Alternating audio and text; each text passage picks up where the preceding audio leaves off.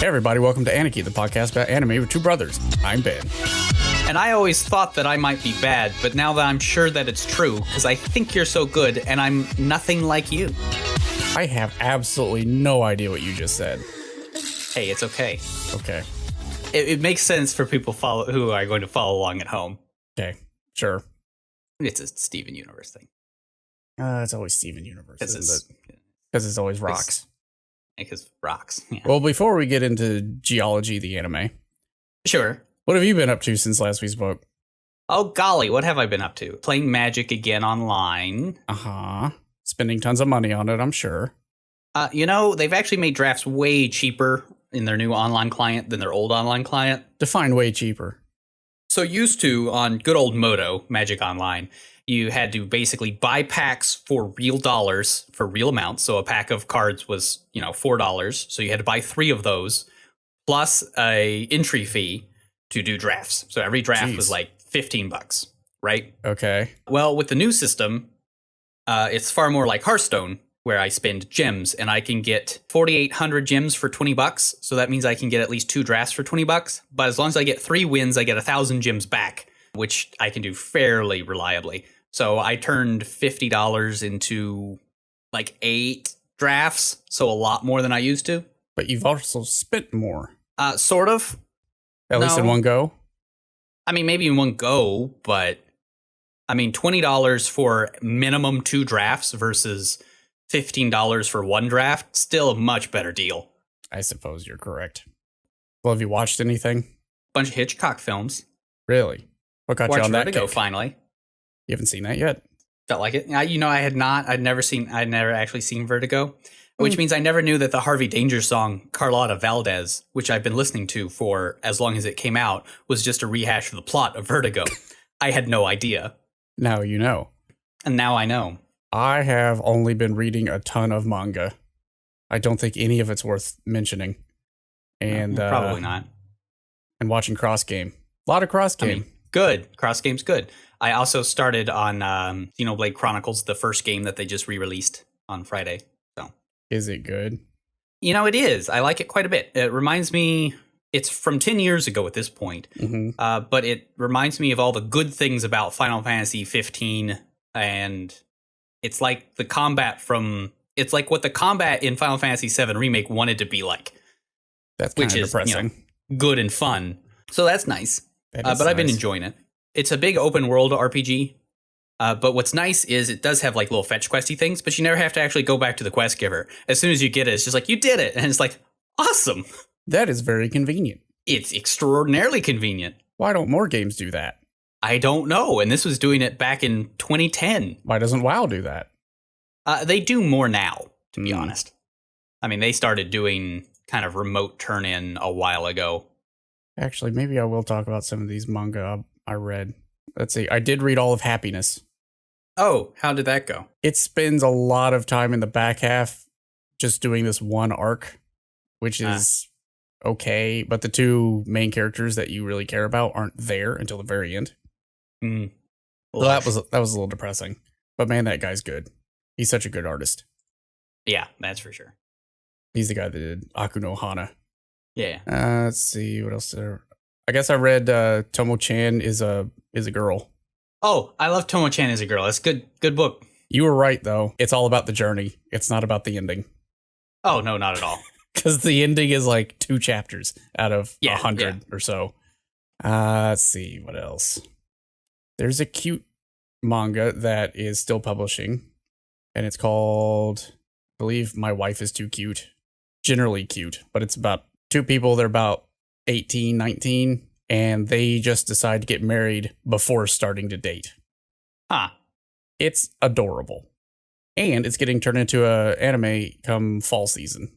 Oh, assuming cool. no virus delays. Well, I'll watch the anime, and then since you've read the manga, it'd be a good conversation, I'm sure. Yeah, it's very episodic, but it's adorable. Is there anything? I've been reading a couple of isekais. Just because I go on Manga Dex and I filter like, okay, I've read everything I want to. Let's see what the most popular read thing in the last week was. What's the most popular chapter? It'll be some awful isekai, I'm sure. Well, there's one that is actually kind of interesting where an entire school gets blown up. That's just the start. They all get reincarnated into another world, as you do. As you do. But your MC gets reincarnated as a spider. Okay. So it's kind of like the slime show, except it's not an OP slime that just, it's Civ the anime. It's, she's a spider. Survive. Go. So. All right, fair enough. It's better. Then there was another one whose name I do not remember, where his whole class gets isekai'd except him, but he gets the powers too. Unfortunately, he's just OP, and he's basically become a god in the real world. I am finding that I am very annoyed by all the tropes that come with isekai. Specifically, there's a string of things that your isekai must do now, and you can just flip little variables in each of those things. Like, you gotta have some sort of game system that shows you a screen of all your abilities and your skill tree and stuff. I don't know why that's a thing. It works in shows where you get put into a video game like Hack Sign or Overlord, but why are you doing that for literally every show? It does not make sense. Well, what's also nice about Overlord is not everyone can do that, just the people that are actually there from the game. Yeah. So it's really just Ein who can do it. Nobody else really can. It's just really, it doesn't make any sense in the world that you yourself have created. The spider one has that too, which does not make sense. Isekai is a blight. It isn't actually a blight, because we've had isekais going back to the 70s. So we were doing it fine. It was just, oh, she was transported into a mystical land like Escaflowne. That's an isekai. Yeah, I mean, I guess technically. And then she's just thrown in there and she's got to figure stuff out. She's not, oh, you have these overpowered game mechanics because, it's you know, SAO was isekai'd into a game. That's the issue. Yeah. It's like SAO was really popular. We got to do that a lot. It's like the only time that system even worked was in Konosuba, and that was played for laughs. Yeah. I don't know. I feel like at some point I want to have a whole rant about, let's just make our own crappy isekai and see. It's not hard. I think it would be funny.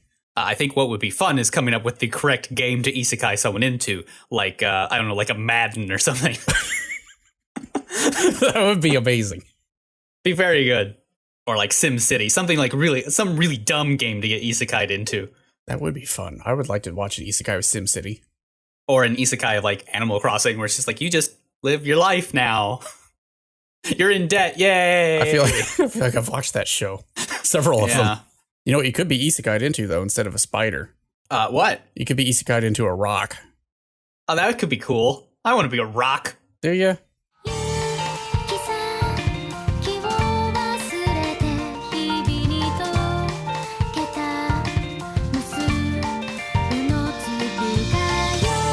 My Pet Rock, the anime.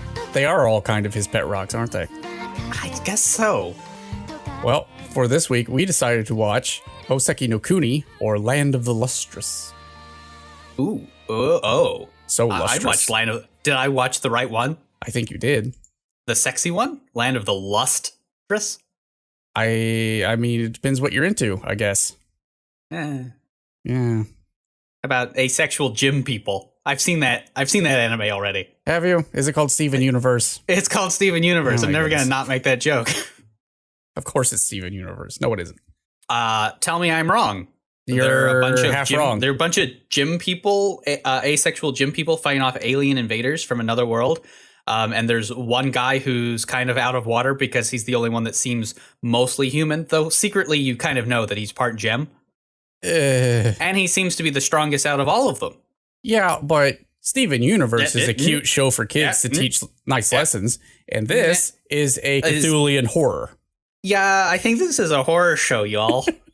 So you want to give us the premise? There's a race of gym people. There aren't very many of them left, something like 23. They are made of rocks. They have no gender and no sex because they are rocks. And every once in a while, about every 3 days or so, mooninites from the moon come down to try and capture them so they can pull them apart, chip them into tiny bits that are still semi-conscious, take them home to make jewelry out of them. Whee! I mean, that just screams a nice adventure, right? A nice fun romp.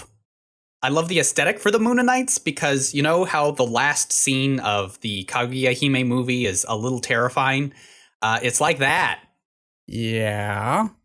So this is actually officially, quote unquote, a action drama fantasy mystery show. This first season's a horror mystery, and you cannot convince me otherwise. Well, I didn't consider that it's a horror mystery until you pointed it out, and then absolutely, yes, it is. It's a horror. I mean, it's a bright horror. It's not one of these dark, shadowy horrors, but it's a horror show. There's so much body horror in this, starting in like episode 2. It's absurd. But it's all bright, like you said, and nice. Yep, it's a bright horror. And you sort of put it out of your head. Well, quick disclaimer, the show is all about asexual, androgynous, sexless, genderless characters. But to avoid confusion, we're going to use pronouns for how they present in the show.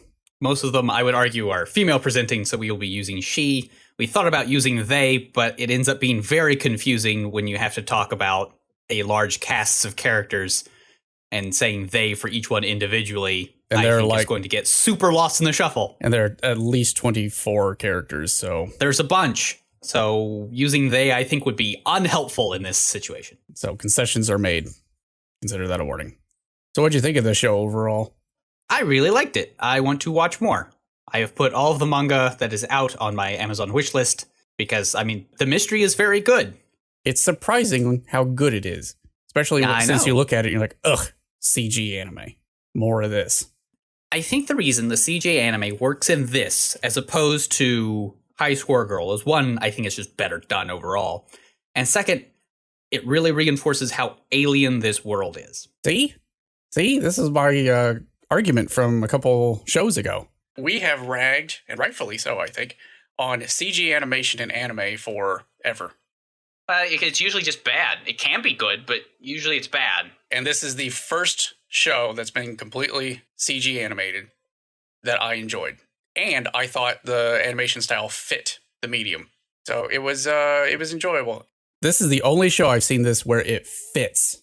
Not only that it's not insulting to the viewer, but it actually establishes the world. Mm-hmm. It really helps because it makes it feel foreign. It makes it seem relatable in the way that the CGI in High Score Girl does help you relate to the characters.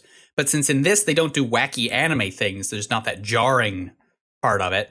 And again, it reinforces how alien and strange the world is. It's really using the fact that this animation technique is a little bit uncanny to its own advantage. Well, I think it also helps in that, yeah, you probably could have gotten away with just having each of the characters differentiated by what hair color they have. But having it sort of mimic what the real gem is really reinforces the fact that all these characters are minerals and they just happen to look like people. Yeah, for interesting reasons that I'm sure will get sussed out longer in the manga and stuff. You start getting ideas about why they are shaped like people in the show, but the character conveniently forgets. I think the only drawback I have that I would talk about in this section of our review is that if you do read the manga, you read up to the point where the show stops, you realize they actually stopped right in the middle of the arc. And if they had gone another episode or two, they could have just chopped there and it would have made a whole thing. Something that would have a real cliffhanger. Story. Yeah. Instead, they just sort of stop. Yeah, but they may have wanted to avoid a super hardcore cliffhanger. That's just my preference. And so I didn't knock it too much. What did I give it? Yeah. I gave it a 7. So yeah, no, it's not the best show in the world. 7, is that the hardness you would give it? So what minerals are hardness 7? Hardness scale. Mohs scale of hardness. Oh, quartz. Nice. It is quartz.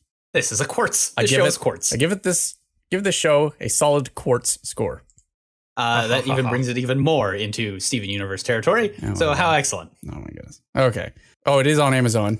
So you can go watch it if you have Prime. And you probably should. It's actually really good. If you'd like to see how CG can actually be used for real in an anime with our current technology, this is the best example that I know of. Yeah. It's really solid. So with that, we'll go into spoiler land. And boy, aren't there a bunch. There are tons of spoilers because it's a horror mystery. If you're with us past this is your own grave. Let's talk about phospholite, which I don't actually know much about. Yeah, I don't know much about this mineral either. This stone. Let's see. Let's Google it. Well, I'm on their wiki. Every character has a little gym info on it.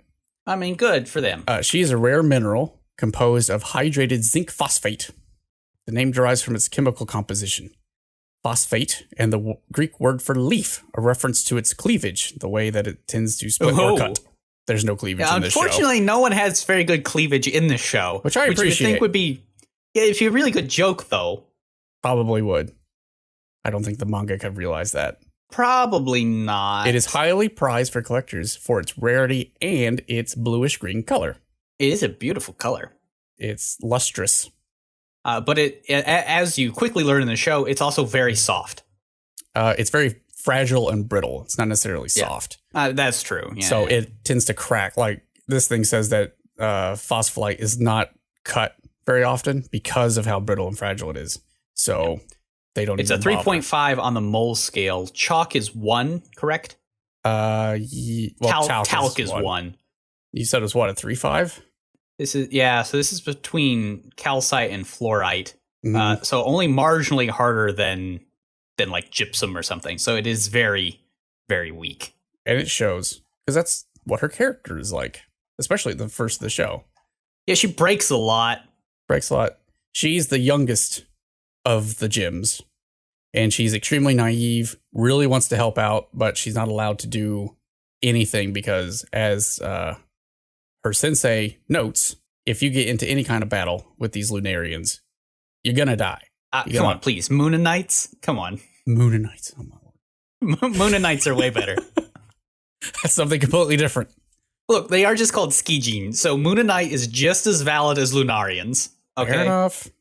One's Toho, one is a cult. So when we meet her, she really wants to help out all the other gyms fight back the Mooninite invasions that come every couple days. Instead, her sensei, who's like this, I think he's supposed to be a Buddhist monk. Yeah, absolutely. He's a Buddhist monk, very big. He's not like any of the other gyms, and it's questionable whether he himself is a gym. But he's big boy. He is a very big boy. He may be the last human left. It's very unclear. Possibly. He tasks Phos with making an encyclopedia of pretty much everything or anything. I think it's mostly busy work to keep her out of trouble. I think so. It has the opposite effect. She goes looking for trouble. I gotta document the trouble, guys. This is how I'm helping. She also has no idea where to start, which is a really good way of introducing us to all the other characters, because she goes around to all bunch of them and asks all their different opinions on where she should start with this big tome. So we get to see what everybody's like priorities are. Yeah, and one of the things that's important to realize is they are immortal. So while this does seem like it could take a while to do, that's okay because they can't die. She's the youngest at 300 years old. So she's a baby. I forget how old the oldest one. 3,700. Yeah, that was Pradishaw, which I cannot pronounce right. I think she's like 3,700. There's a big time jump. I was looking at her age here on the wiki. It starts at 300, and then at some point it's 403, and then later on it's 623. So the manga spans quite a while. Well, I mean, when the world doesn't change a whole lot, I mean, the world state has obviously not changed in hundreds, if not 1,000 years or so. Probably several thousand years. I mean, we are seeing one of the biggest events in their history with poor Phos changing quite rapidly. I don't know how time would pass for them. They do experience all the days normally. Yep. I think they just go by. Okay, you know how the quarantine has felt? I imagine it's very similar. Every day is just the same. Yeah. That's fair. Every 3 days, something kind of happens in which someone you know and love could get whisked away in tiny parts. Other than that, it's fine. So not too long after the show starts and she starts getting herself into trouble, she does meet her agent of change, which is the self-ostracized gym of Cinnabar. Yes. She lives out in a cave out by the bay. In a van down by the river. Cinnabar is actually even more fragile than Phos. But she's a strong fighter. Like, it's acknowledged by most people that she's the best fighter, but she refuses to do anything because she's too concerned with how her mercury will infect anybody else around her. Yeah, she leaks mercury, and that basically can kill any and everything, even the gems. If gems get mercury on them, at least in this world, it makes it so they can no longer photosynthesize, because that's how the gems eat. They photosynthesize, which means they have to have that part of them chipped off. And if a part of a gem is chipped off or lost, it means they lose all the memories that were in that. Did I mention that this show is a body horror show? Just a little bit. And mercury as an element is very keen on just amalgamating with anything it can touch. All right, so that does make sense. I didn't look into that, but I was like, oh, is mercury highly reactive? And, it is usually with metals. I don't really know how it would react with minerals per se. But if you look up a video of dropping mercury on like an aluminum plate or something, it goes nuts. Oh, wow. Yeah, it just eats this gold leaf up. Yep. That's weird. It is very good at absorbing gold. It's how they used to do a lot of gold plating. You would dissolve gold in mercury, and then using heat and your lungs inhaling all the mercury vapor that you're generating, you would deposit the gold onto a thing. That practice is banned now because people go insane. Oh, wow. Yeah. Mercury is pretty good at just messing stuff up. Yeah, it's just eating this aluminum. They don't just keep going. That's why you're not allowed to have mercury-bearing vessels on airplanes. Oh, wow. Because it will just eat through the hull. And that's not good if you're in an airplane. Generally speaking, no. So anyway, everyone's afraid of Cinnabar. Cinnabar's afraid of everybody else because she thinks she's going to kill them. It's probably correct in that assumption.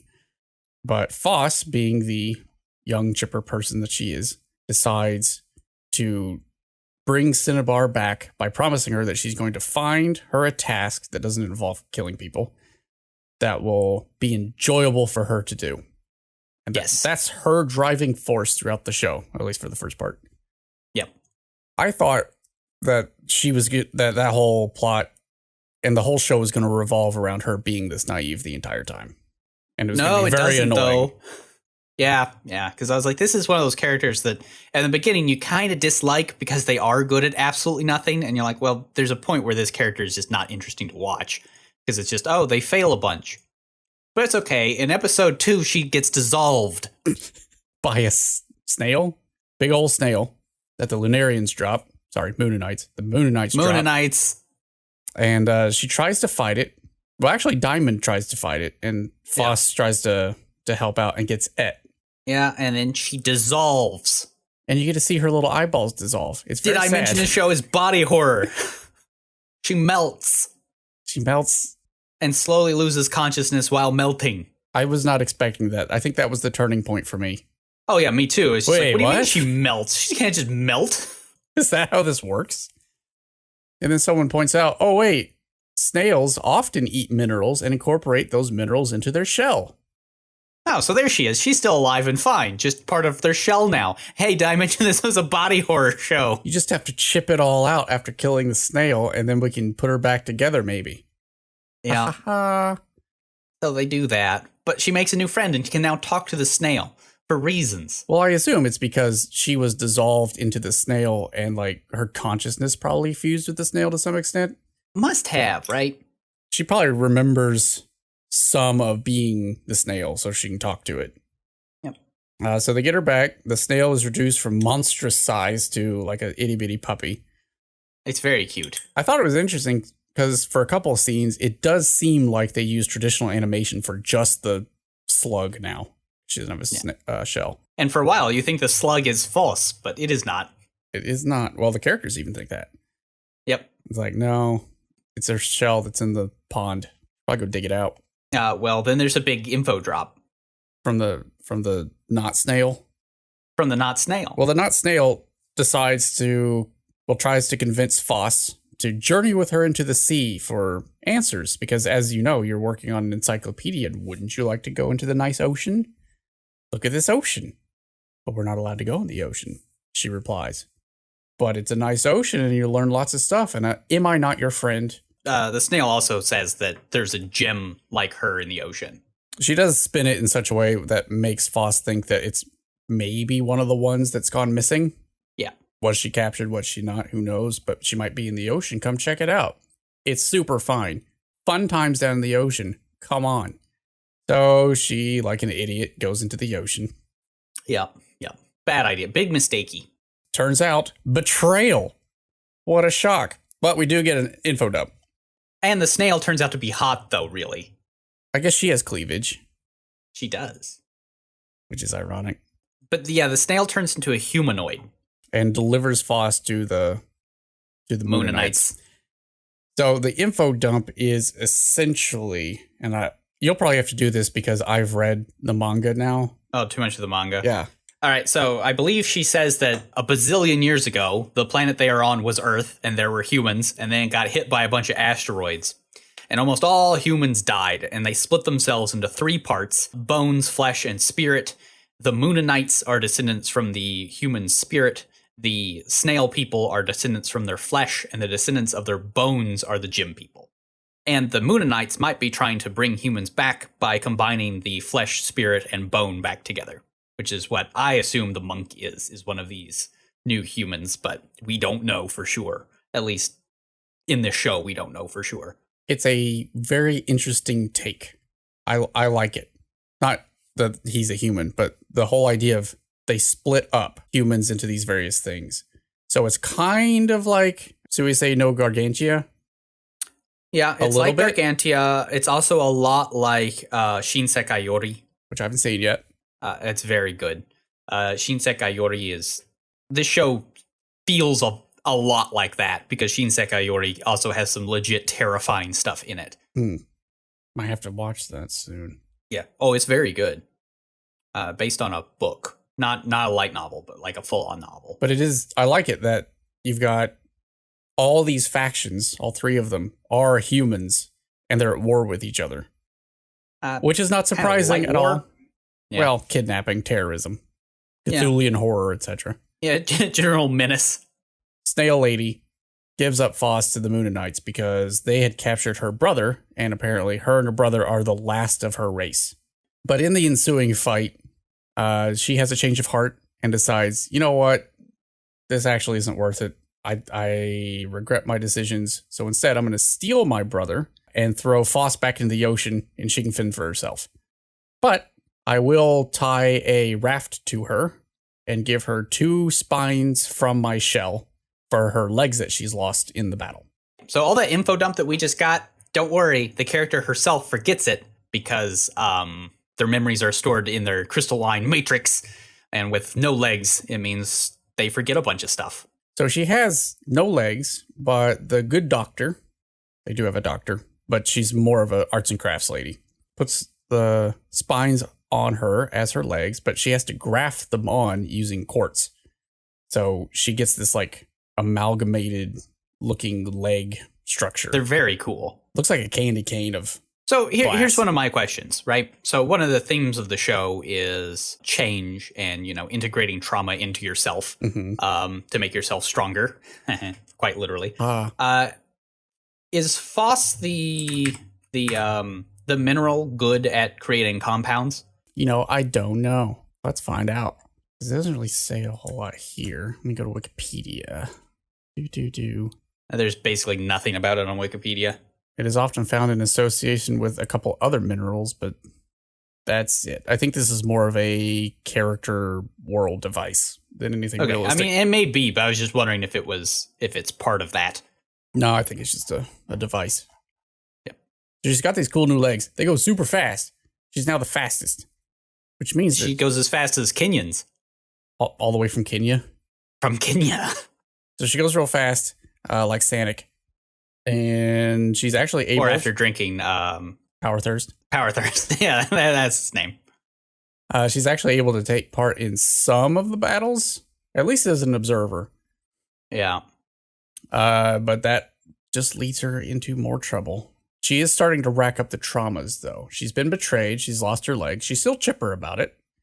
But she hasn't... chipper. She hasn't gotten any closer to figuring out Cinnabar's situation. She is paired up with Diamond for a bit. Yep. And Diamond's got a brand new way of fighting the Lunarians, she says. It's real simple. You just hit their very fast arrows back at them. Mooninites. Yeah, those guys. You just hit the arrows back. It's super easy. Well, I think everybody should do it. Well, I take that back. Not everybody. I should do it as Diamond. I'll do it because I'm the hardest one. I'm also the most brittle one, but don't worry about that. Oh, no, don't worry. She does worry about that a lot. Well, Phos does. Well, so does Diamond. She's got a bit of a complex about it. She does. I don't know why she has a complex.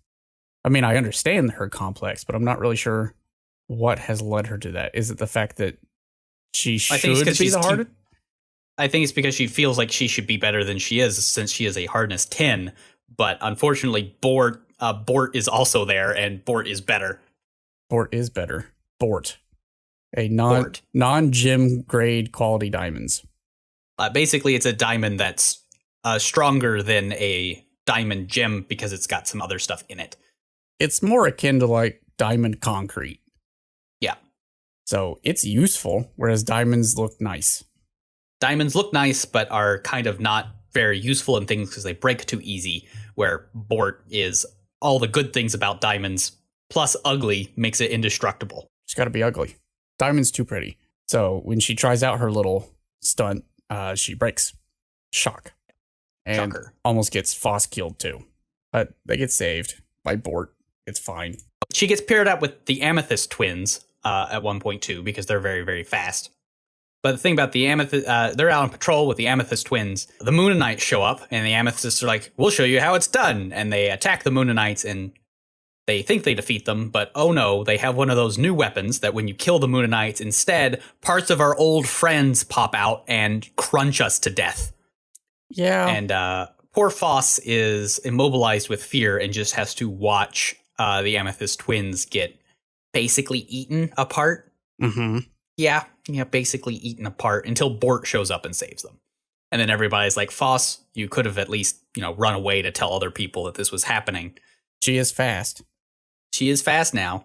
That scars her a little bit. A little bit. So after that, they decide to take a nap. Yeah, they have to hibernate during winter because as gems that photosynthesize, there's not enough sunshine out during the winter for them to do that. Mm-hmm. And that's a good thing, too, because for some reason, the Mooninites can only show up when it's sunny outside. Well, the portals, if you want to call them that they use, Sunspots. are referred to as sunspots. Not sure how that works, but we just know that there is a correlation between sunny days and Mooninites showing up. About every third sunny day, Mooninites show up. All they know is when the sun isn't out, they never come. So that means they can basically sleep the winter away because it's cloudy enough that the Mooninites can't show up. As everybody else lays down to sleep, Phos, realizing that, I was useless before. Now I have some use, but because of my fear, I'm actually kind of worse than useless. I'm going to stay awake and try and become better. Or just at least, I want to do something. I want to feel useful. So she decides to help out Antarcticite. Yeah, there it is, Antarcticite. Hard to say. It is uncommon calcium chloride hydroxinate. Has a hardness of 2 to 3, so very brittle. Yep, very sad. It is first found in Antarctica. It is temperature sensitive, which makes sense that he only wakes up in the winter. Well, he's always awake. He's just usually in liquid form. At temperature above room temperature, Antarcticite begins to dissolve in its own liquid and recrystallizes when the temperature drops to room temperature or below. That's fascinating. That's weird. That's really neat. You kind of want to see it do this trick, it's right? Calcium chloride hexahydrite. So Antark needs some help. Not really, but he takes her around, mostly checking on ice flows. Turns out ice flows also have some kind of consciousness in them because they have... they're minerals. They have water is a mineral. They have cracks in them. Well, here's one of the fun things about living on Earth. We have molten rock that falls from the sky most of the year, and then part of the year, small crystalline flakes of that rock fall from the sky. We also will drink the liquefied form of this mineral, and then sometimes we'll go into our refrigerator and get out rocks and eat them because we can melt them with our mouth. Well, when you put it that way. I know, right? Water's metal. It's weird. Actually, I don't think it is. Hydrogen is metal. Then maybe it is. Is water a metal? I don't think water. Water is neither a metal nor a non-metal. Well, never mind. Yeah. Hydrogen is debatable. Oxygen is not. Oxygen is not a metal. Turns out that the ice flows do this weird thing where since they don't really have consciousness per se, they will basically mirror back your thoughts to you. So if you're thinking a thing, it will say those things to you. Phos is out there and she hears a bunch of ice flows tell her, hey, you know how your legs got stronger after you lost them? What if you, why don't you stick your arms in here? Why don't you lost your arms? What if your arms got lost? Stick your arms in the ice flow.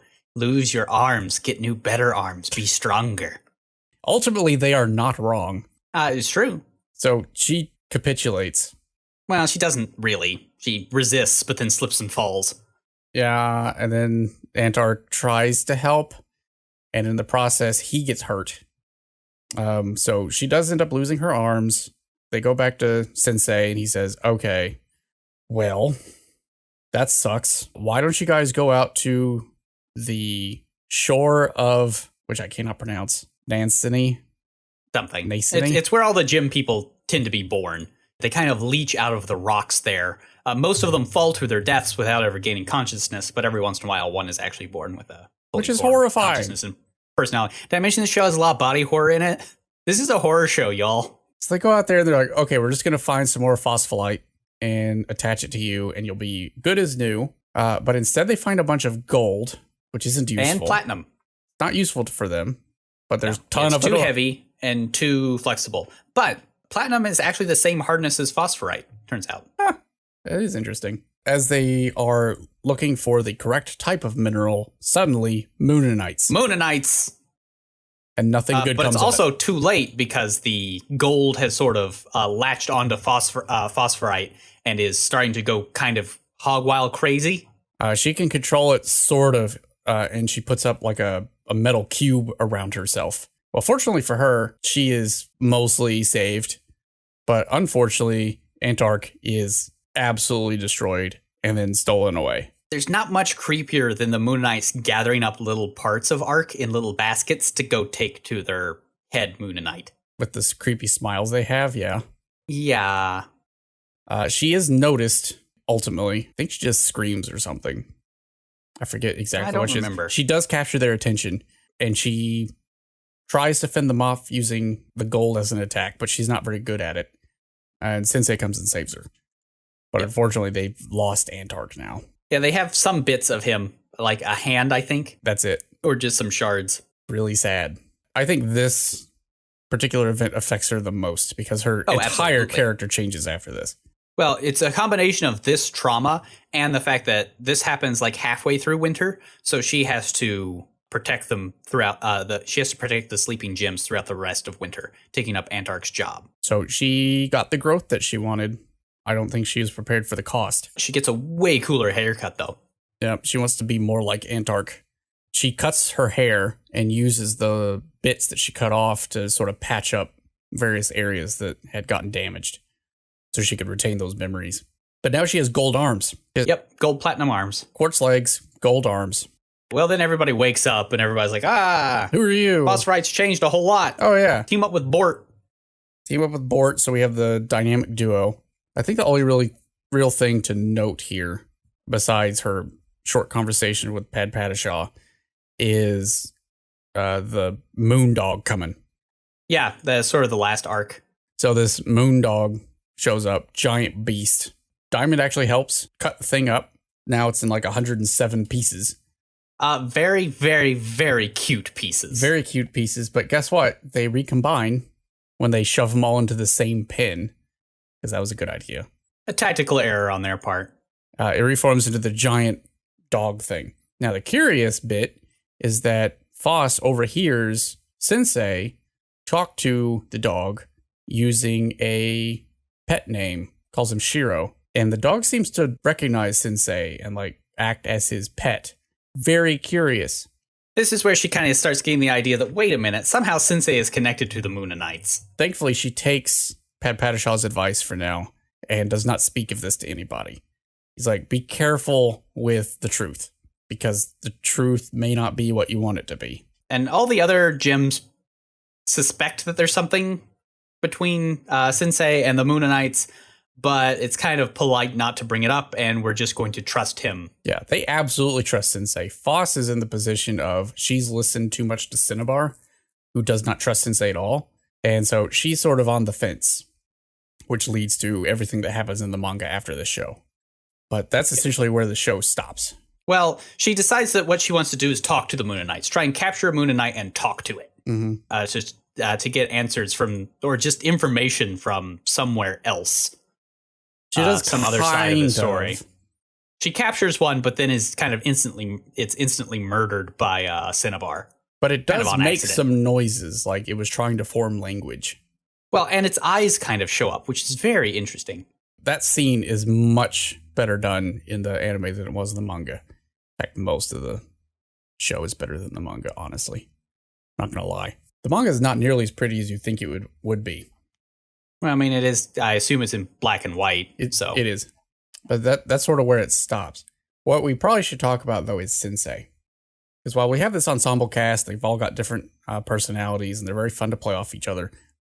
None of the other characters really impart anything to Phos, other than bouncing some... Why would you do that? Ugh. Again, this is a horror show. I don't even think I can put that in the show notes. I probably will anyway. That's horrifying. Oh, absolutely, you should. But yeah, Sensei is probably the most important character outside of Phos.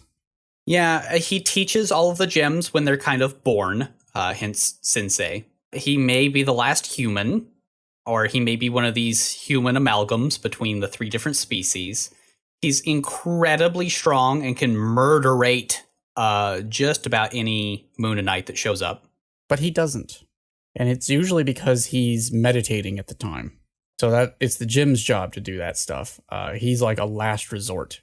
And it's very difficult to wake him out of his meditative state. As evidenced by Jade, who has broken herself on multiple occasions. I do like the fact that sometimes he'll get frustrated and just hit his head on a pillar, which is very out of character for him. Or just sleep. He just falls asleep and bonks himself on a pillar. But he does have some connection to the mooninites, especially with that dog. I actually do know the answer, but I'm not going to tell you. Well, good, because I'm probably just going to buy a bunch of the manga and read it. Good. You should. Is it worth finding out, at least? Well... It's not one of these mysteries that just falls flat and you're like, boring. No, the manga isn't finished yet, so it's hard to say whether or not it's worth it. I think the way that it plays out probably could be very interesting. Because nothing's worse than a show that's got a good mystery and then they just completely, like, botch it. No, I think it works. I think you'll be surprised, too. And it will make sense. Is there anything else you want to talk about? I don't think so. It's just, I mean, it's a really solid show. Well, it's a very brittle show. And the style works very well. This is definitely a show that kind of shows off how this style can be used. I want to see more CG shows like this. People need to find out how to correctly use the animation at the point where it's at right now. Everybody should go watch it. Worth your time. Yeah, definitely. What are we going to watch for next time? Well, I'm not going to watch anything, so farts on you. Ugh, fine. I'll just go watch Cross Game. Sure, I'll just reread it. Okay, I guess we'll review Cross Game then. Ha ha ha. Cross Game's good. How far are you now? I am to episode 31. The Usurper has appeared. Aha! Ha ha! Usurper is interesting. Well, we'll see. I just want the cousin to go away. That's all I really want. Well, you can kind of fade into the background. He's not as much in the manga. Good. Worthless. Anyway, we'll talk about that and more. And baseball. Baseball! Lots of baseball. Next time. Finally talk about baseball. All right, we'll see you guys then. All right, bye forever.